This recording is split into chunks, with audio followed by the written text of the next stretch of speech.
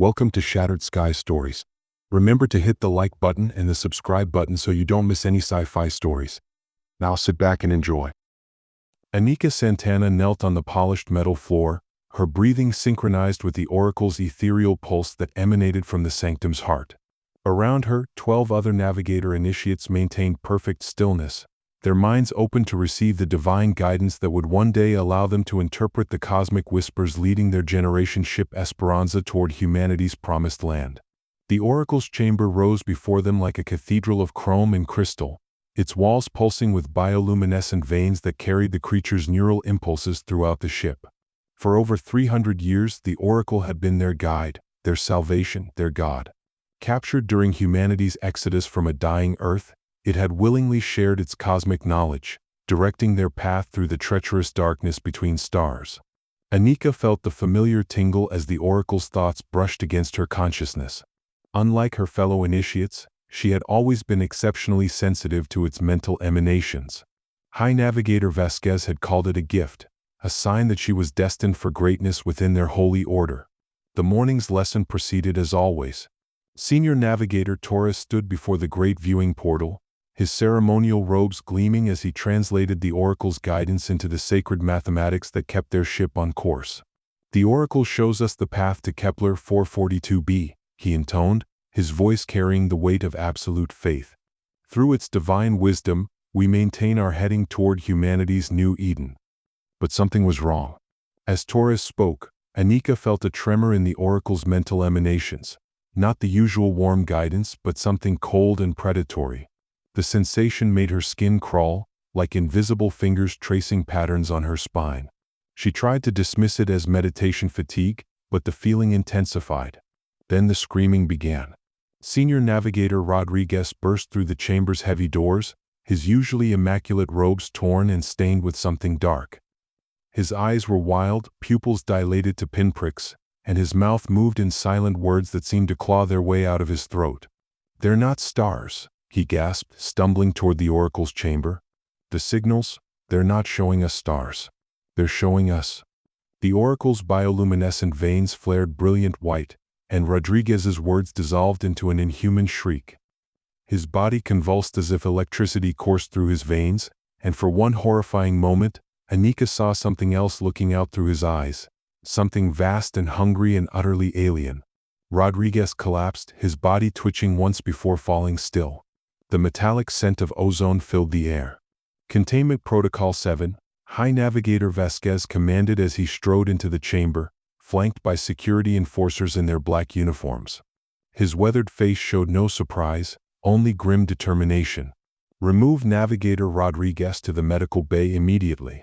This session is terminated." As the enforcers lifted Rodriguez's limp form, Anika caught a glimpse of his face.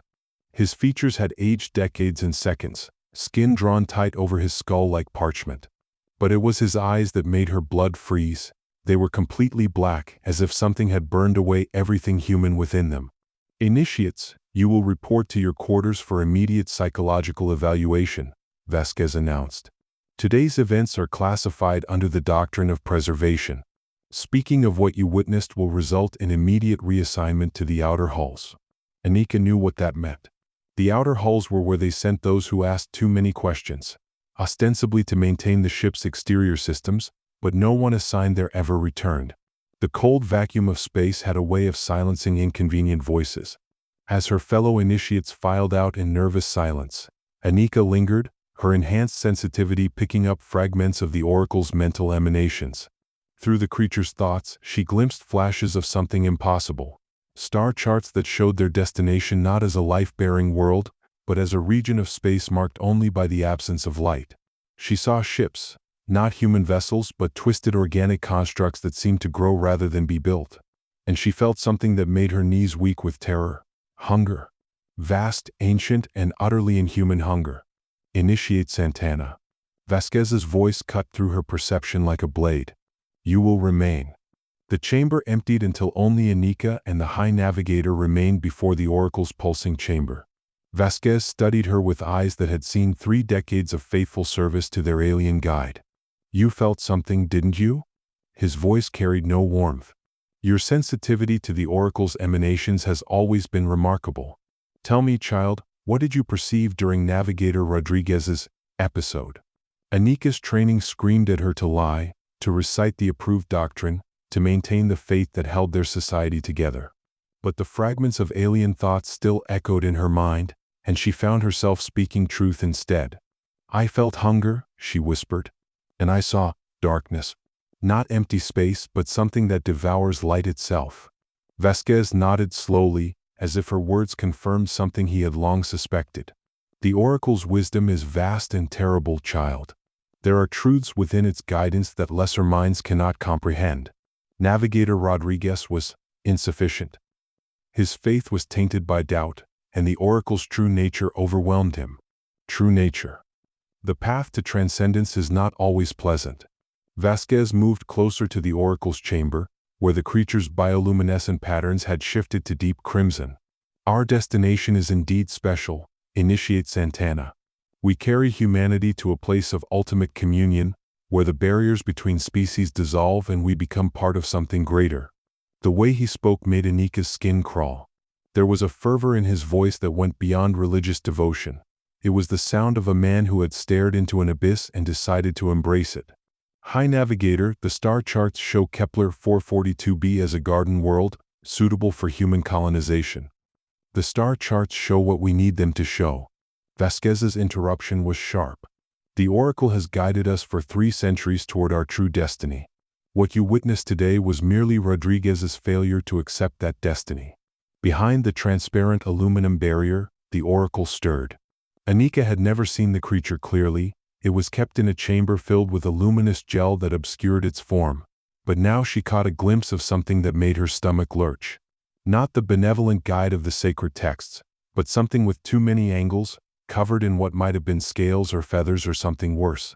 And eyes, so many eyes, all fixed on her with an intelligence that was utterly alien. One of those eyes blinked, and suddenly Anika's mind was flooded with images. The generation ship Esperanza approaching not a verdant world but a region of space where geometry itself seemed twisted. Massive forms moving in the darkness between non-stars, feeding on light and heat and life itself. And humanity's 18 million souls being prepared like a feast for creatures that existed before the first stars kindled. She stumbled backward, gasping. It's not guiding us. It's leading us to them. Vasquez's expression didn't change. Faith requires sacrifice, child. Our ancestors understood this when they accepted the oracle's guidance. We are the chosen vessels, selected to nourish beings so far beyond us that serving them is the highest honor possible. You've known all along. The words came out as barely a whisper. You've always known what it really is. The high navigators have maintained this sacred trust for generations. Vasquez gestured to the oracle's chamber, where the creature's form was becoming more agitated, its bioluminescent patterns shifting to aggressive oranges and reds. We preserve humanity's faith until the moment of transcendence. The alternative, panic, chaos, despair, would serve no one. Anika felt the oracle's mental pressure increasing, trying to push past her natural defenses and reshape her thoughts the way it had undoubtedly done to countless others over the centuries. She could feel her memories beginning to blur, her outrage fading into dutiful acceptance. But her sensitivity to the creature's emanations worked both ways. Just as it could influence her, she could sense its true nature with perfect clarity. The oracle wasn't just a lure, it was a scout, a living beacon broadcasting humanity's location to its kin in the dark regions ahead. Every course correction it provided brought them closer to creatures that viewed entire species as nothing more than sustenance. Security to Navigation Chamber 1, Vasquez spoke into his communication device. Prepare initiate Santana for immediate psychological reconditioning. Priority Level 7. Anika knew she had perhaps minutes before the enforcers arrived to drag her to the reconditioning chambers, where her memories would be edited and her personality rebuilt to serve the oracle's agenda. She had seen it happen to others who asked inconvenient questions. They returned as hollow shells, their eyes empty of everything that had once made them human. The oracle's mental assault intensified, but Anika's exceptional sensitivity allowed her to perceive something the creature didn't expect: its own memories.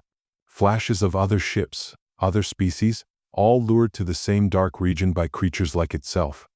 thousands of civilizations consumed by the hungry things that waited in the space between spaces. She turned and ran.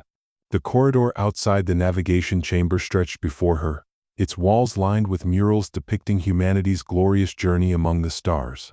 But now Anika saw them differently, not as celebrations of exploration, but as livestock being herded to slaughter. Behind her, she heard Vasquez's voice. Lockdown Navigation Sector 7. Initiate Santana is to be detained for immediate reconditioning. The ship's internal security system came alive with blaring alarms. Red lights bathed the corridors as blast doors began sealing throughout the sector. But Anika had grown up on these decks, and she knew routes the security protocols didn't account for. Maintenance shafts and emergency passages that connected the ship's vital systems. She reached a service panel just as the corridor's blast door began to close. Her navigator training included basic ship maintenance, and she quickly bypassed the lock. The narrow shaft beyond was barely wide enough for her shoulders, but it would take her past the sealed sectors to the lower decks where the ship's essential functions were housed. As she crawled through the maintenance shaft, the Oracle's mental pressure followed her like a weight on her skull. But now she understood what she was feeling, not the benevolent guidance of a divine entity, but the calculated manipulation of a predator that had been steering humanity toward destruction for 3 centuries. The shaft opened into a rarely used storage bay in the lower decks. Anika dropped down among crates of supplies and caught her breath, listening for sounds of pursuit. The alarms were still wailing, but they seemed distant here in the ship's industrial bowels. She needed help, someone who might believe her impossible story. Most of the crew would simply turn her over to security. The Oracle's influence ran deep, and questioning its guidance was considered both heresy and treason. But there was one person who might listen. Kirin Volkov, the ship's lead engineer, had always been different from the other senior staff. He approached problems with cold logic rather than faith, and he'd made comments over the years that suggested he harbored doubts about their course. If anyone could understand the truth about their destination, it would be him. Anika made her way deeper into the ship's mechanical heart, where the constant thrum of the engines masked her footsteps. The Oracle's mental pressure faded with distance, but she could still feel its influence like a distant storm, reaching out to every mind aboard the Esperanza. 18 million people, all believing they were traveling toward salvation when they were actually being delivered to something unspeakably worse than death. And only she knew the truth. The maintenance corridors led her toward engineering, but as she moved through the ship's hidden arteries, Anika couldn't shake the feeling that she was already too late. The Oracle had been guiding their course for 300 years. How close were they to their final destination? How much time did humanity have before the creatures waiting in the dark between stars claimed their promised feast? She pressed on through the mechanical labyrinth, knowing that every step took her further from safety and closer to a truth that could either save humanity or destroy what little hope they had left. The engineering deck hummed with the constant activity that kept the Esperanza alive in the void. Massive fusion reactors provided power while recycling systems maintained the closed ecosystem that sustained 18 million souls. Here, among the pipes and conduits that formed the ship's circulatory system, faith mattered less than function. Anika found Kirin Volkov exactly where she expected, hunched over a holographic display showing the ship's energy distribution grid. His gray hair was disheveled from running his hands through it, a habit that emerged whenever the numbers refused to make sense. At 58, he was one of the few crew members old enough to remember the early years of their journey, when the Oracle's guidance had first begun shaping their course. "Engineer Volkov," she called softly, not wanting to startle him. He looked up from his work, taking in her torn navigator robes and the panic still etched on her face. "Initiate Santana? You're supposed to be in the upper sectors for training." The training ended badly. She glanced around the engineering bay, noting the other technicians working at their stations. "I need to speak with you privately. It's about our course heading." Kirin's eyes narrowed. He'd known Anika since she was a child. Her parents had been killed in a reactor accident when she was 12, and he'd taken an unofficial interest in her education. He could read the signs of genuine distress. "My office," he said, gesturing toward a small chamber that served as his private workspace. "And close the door behind you." The office was cramped but functional, its walls covered with technical diagrams and star charts that showed their journey from a purely mechanical perspective. Anika had never seen some of these charts. They depicted their course not as the sacred path described in Navigator doctrine, but as a series of complex gravitational calculations and fuel consumption projections. "Now," Kieran said, settling into his chair, "tell me what's got you running through my engineering deck looking like you've seen a ghost." "Worse than a ghost." Anika took a steadying breath. "I've seen the Oracle's true nature. It's not guiding us to salvation, it's leading us to our destruction." She told him everything: Rodriguez's breakdown, the alien memories she'd glimpsed, the High Navigator's casual admission that humanity was being prepared as food for cosmic predators. Kieran listened without interruption, his expression growing increasingly troubled. "The Oracle showed you star charts?" he asked when she finished. "Charts that showed our destination as empty space?" "Not empty.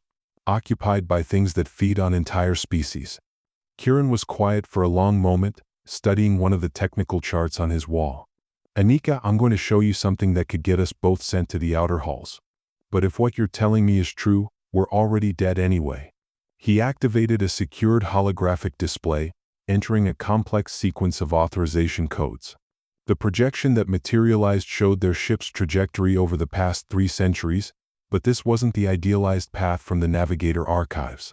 This was raw data, plotting their actual course through space based on fuel consumption, gravitational influences, and stellar navigation.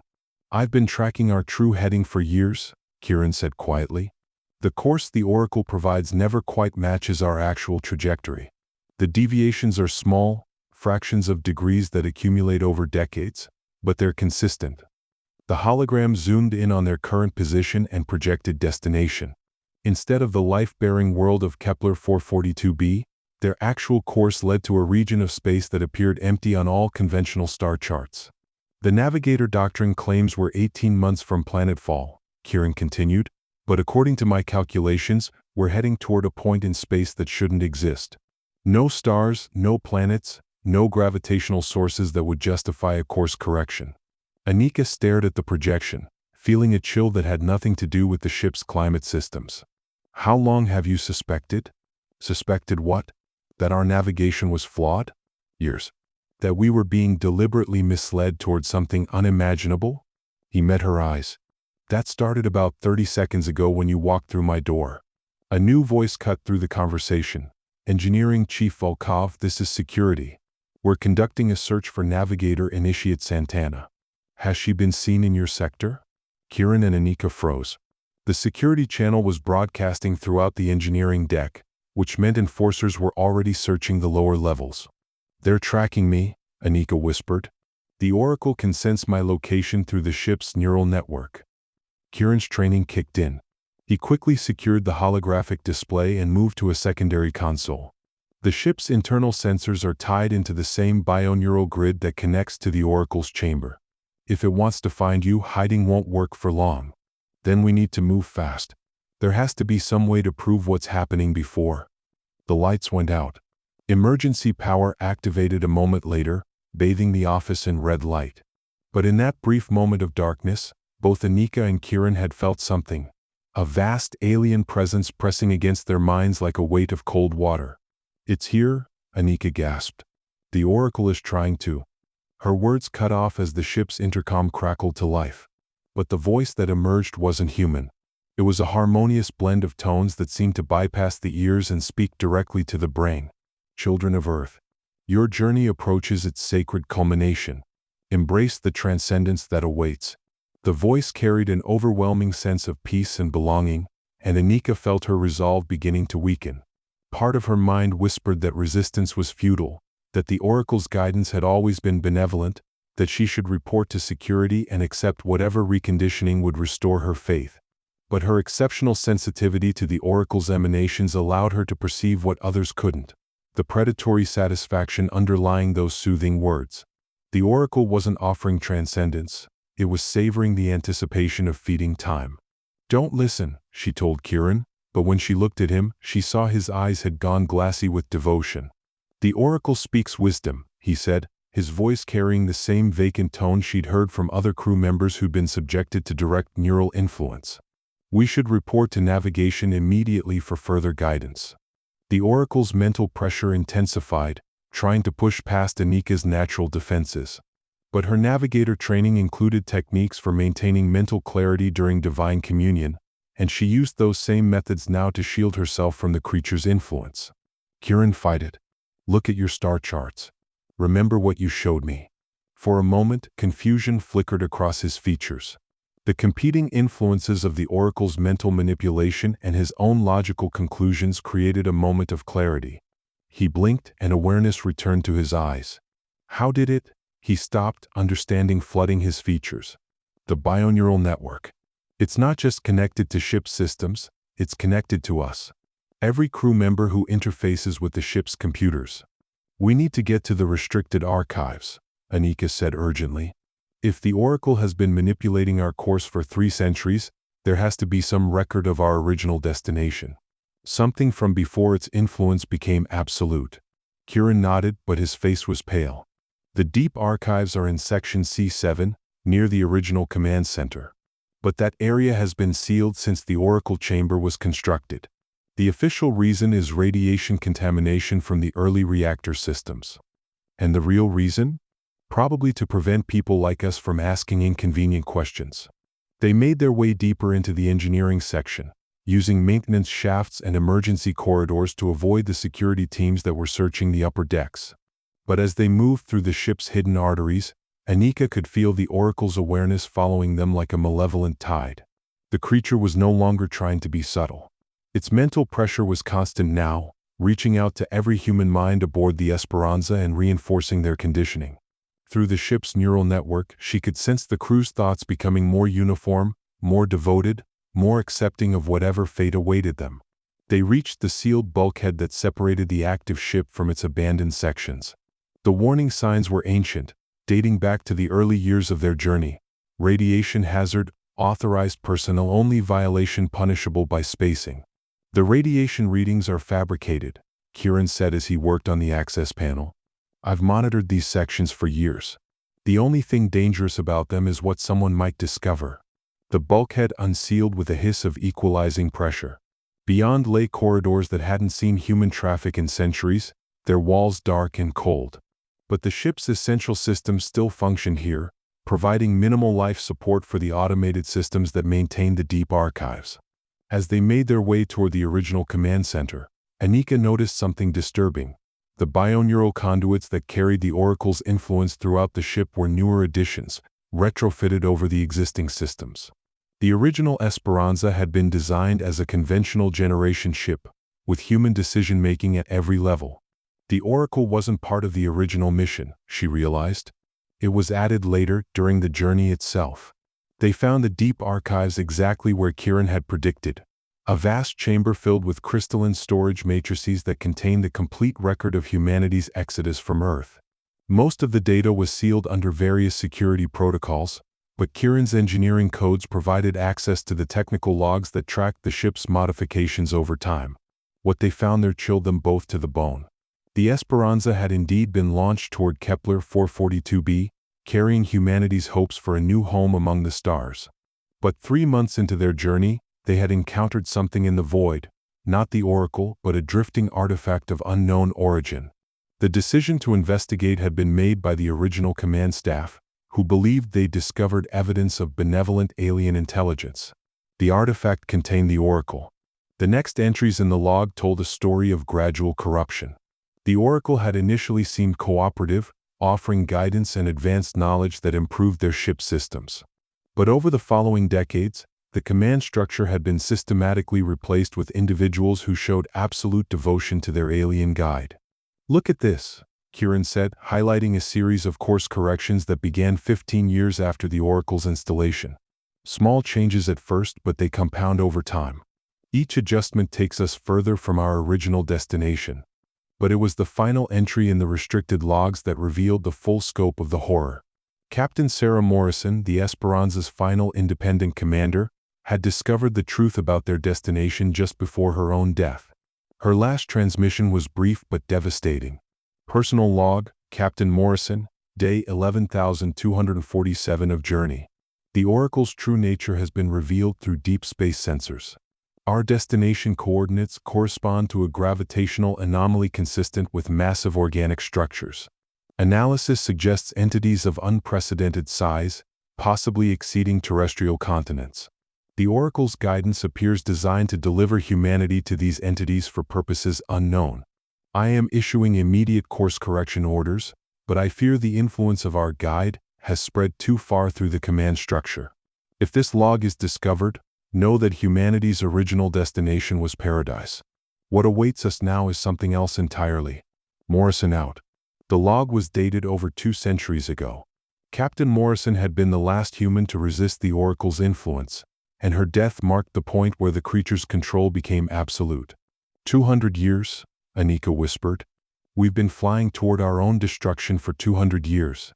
But even as they absorbed the magnitude of the deception, Anika's enhanced sensitivity detected a shift in the Oracle's mental emanations. The creature had found them. It knows we're here, she said, backing away from the storage matrix. We need to.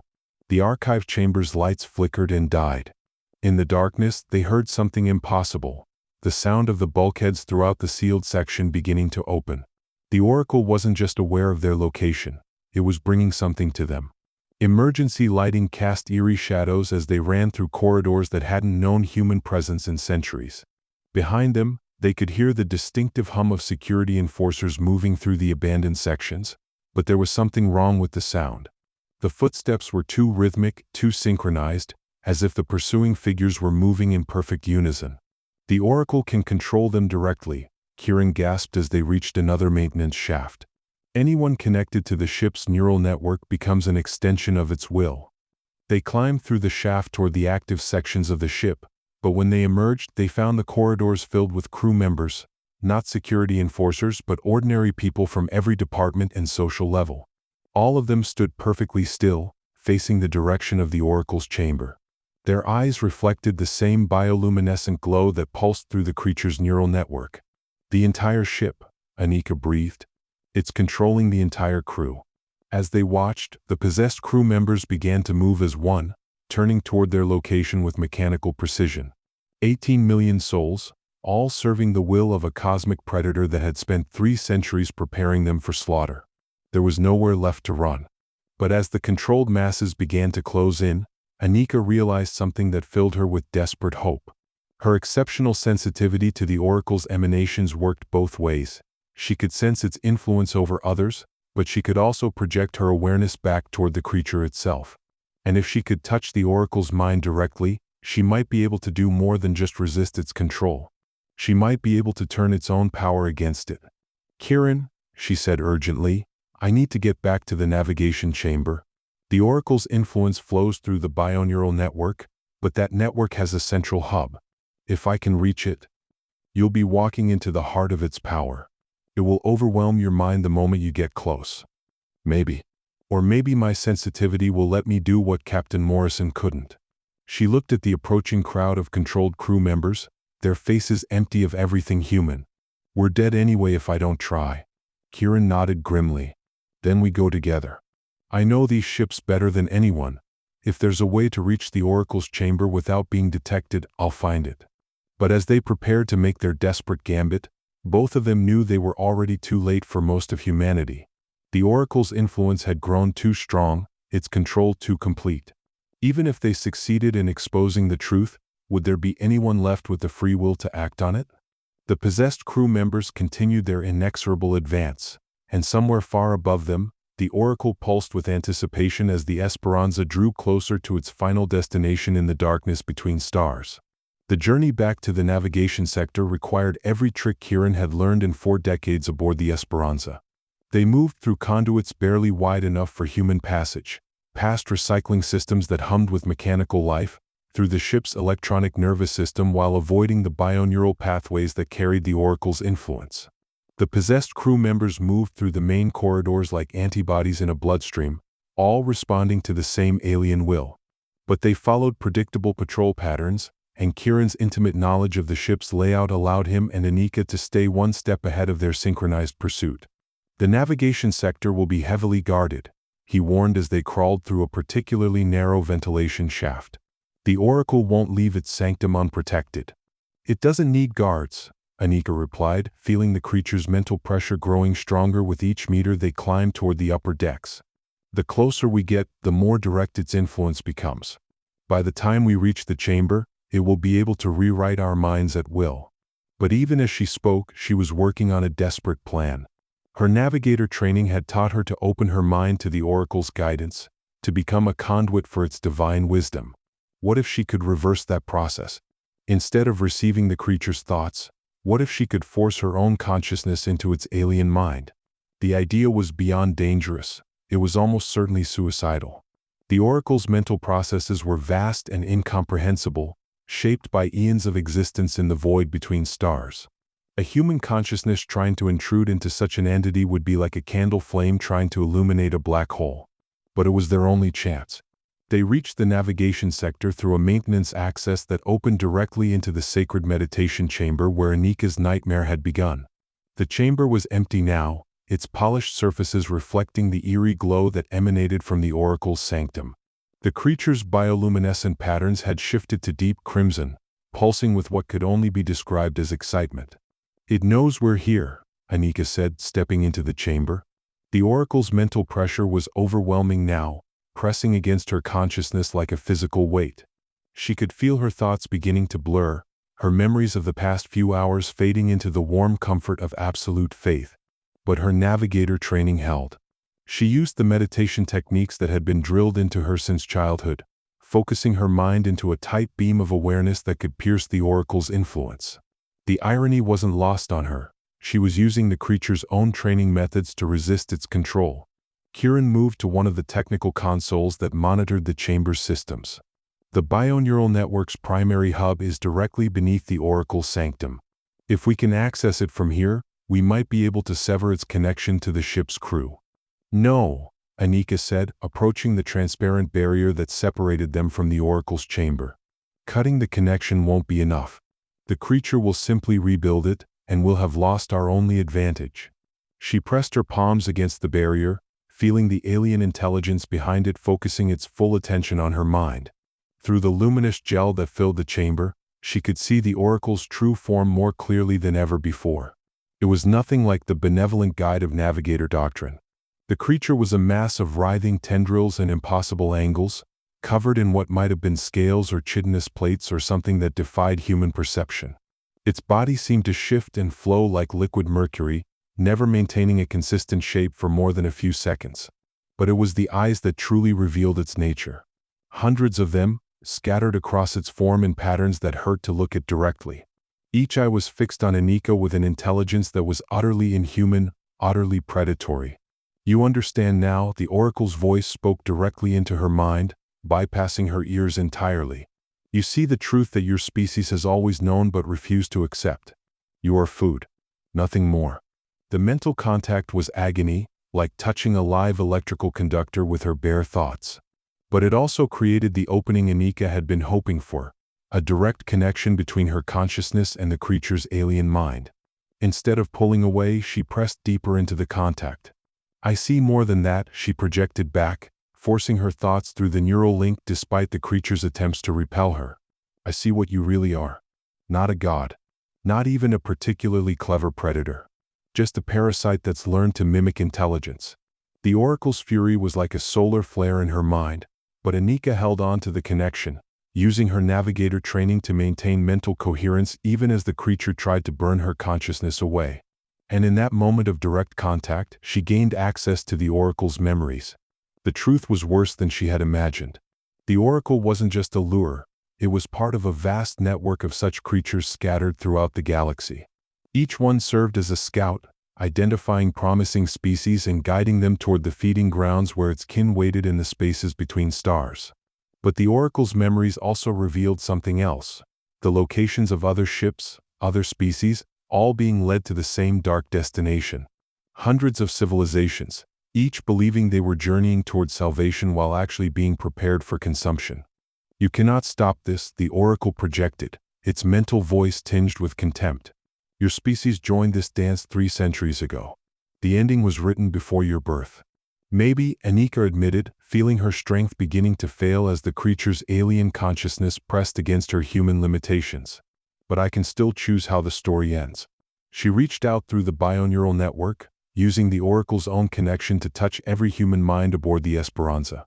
For one brief moment, 18 million people experienced what she had discovered: the truth about their destination, the reality of their situation, and the choice that lay before them.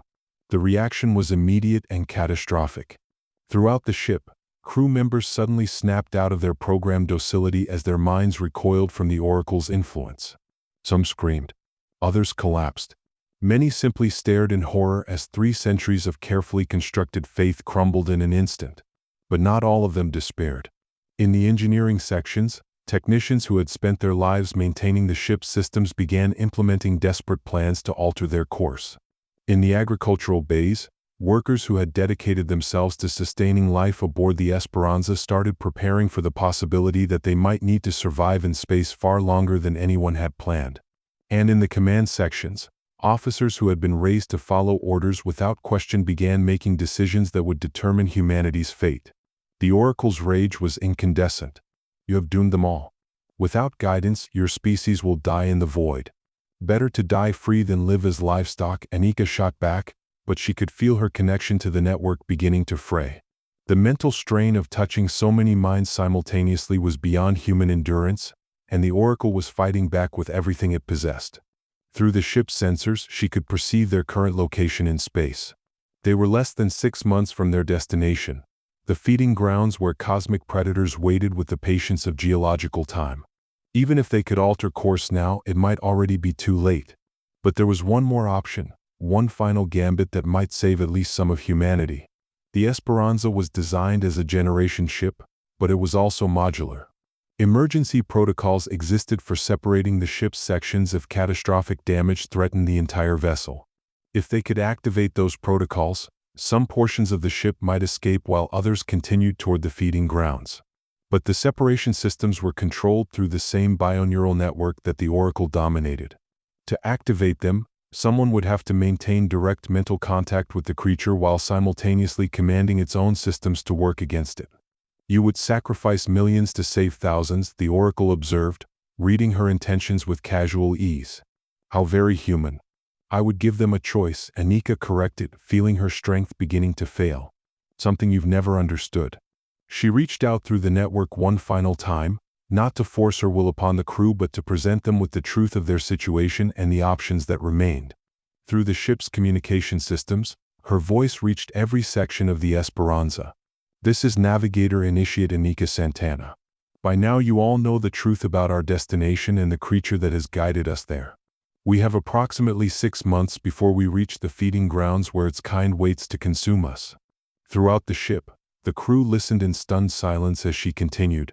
The separation protocols can divide our ship into independent sections. Some can attempt to alter course and find a new destination.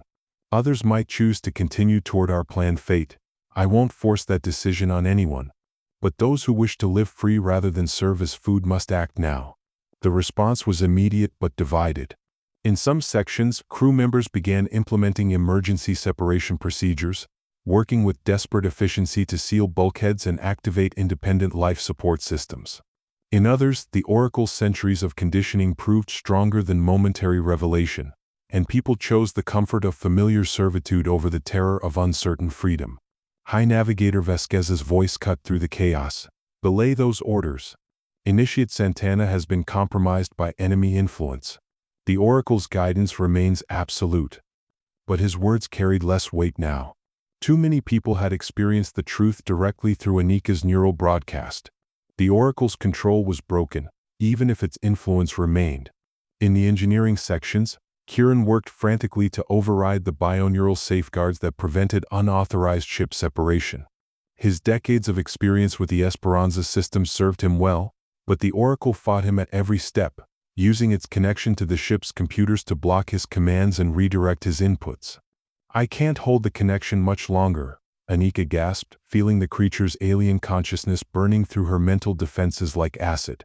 Whatever we're going to do, it has to be now. The Oracle's form in the chamber had become increasingly agitated, its bioluminescent patterns shifting to violent oranges and reds. The gel that surrounded it began to churn as the creature thrashed against its containment, and for the first time since its capture 3 centuries ago, it seemed genuinely threatened. You think you have won something, it projected, its mental voice cracking with rage. But my kind has fed on civilization since before your son was born. We will find you wherever you flee. We will hunt you across the galaxy until every last human serves our hunger. Then you'll have to catch us first, Anika replied, pouring the last of her strength into one final command through the bioneural network. The ship shuddered as massive mechanical systems engaged throughout its structure. Bulkheads that had remained sealed for centuries began to separate, dividing the Esperanza into distinct sections that could function independently. Not all of the separations were successful.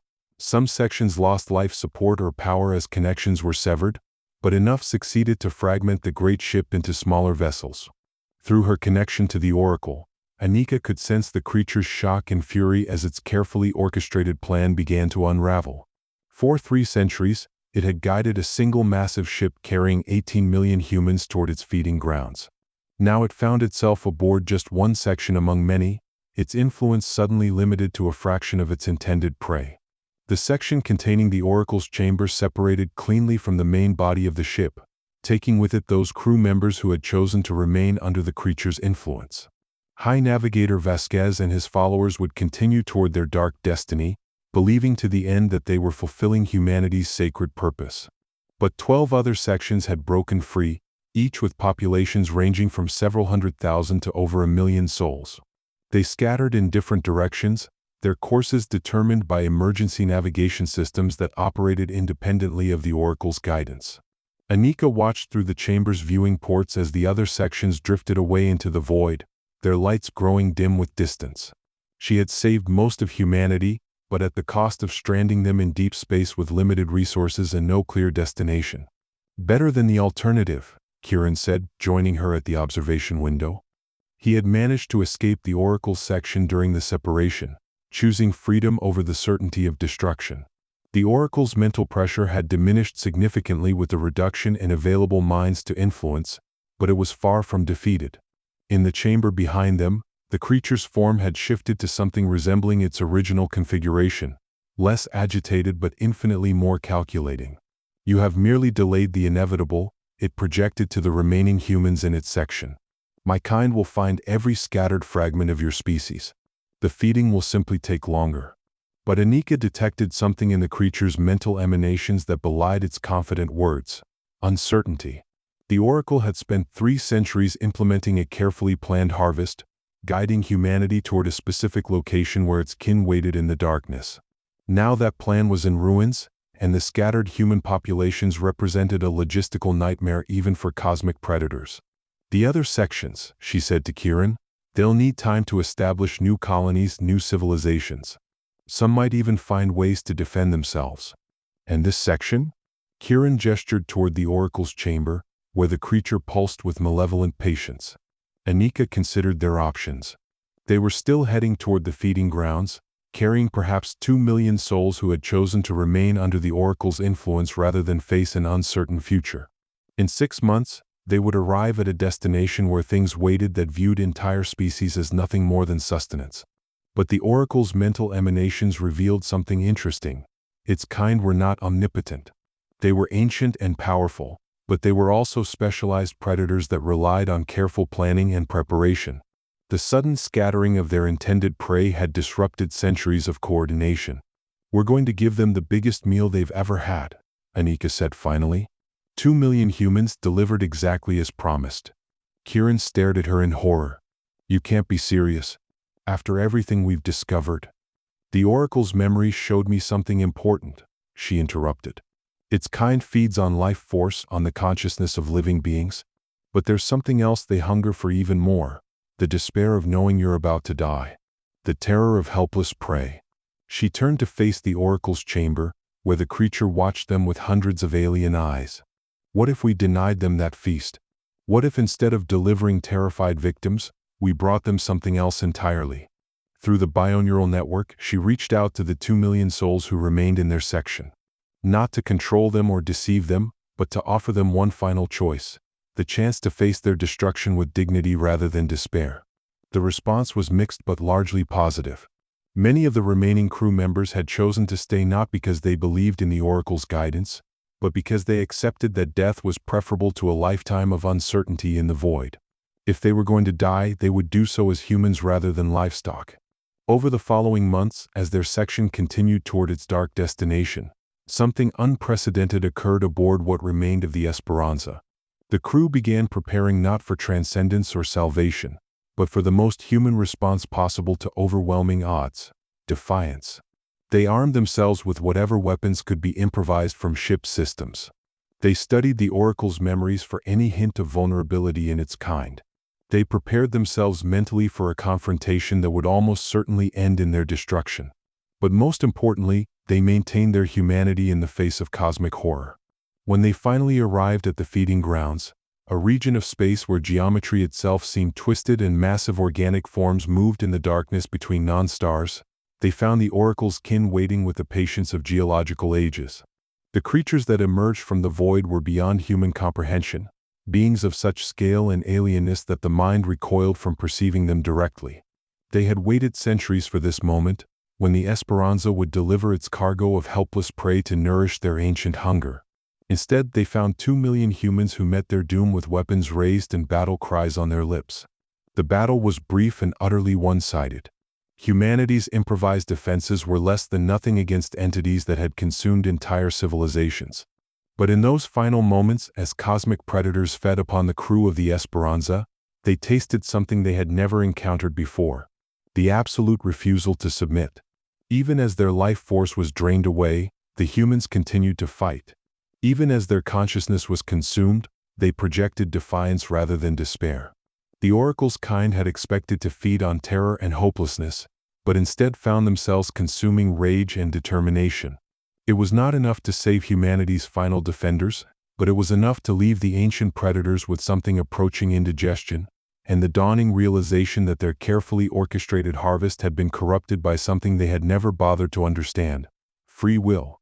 In the scattered fragments of humanity spread across the void, Anika's sacrifice had bought something more precious than life itself: the chance to grow, to learn, to eventually become something more than prey.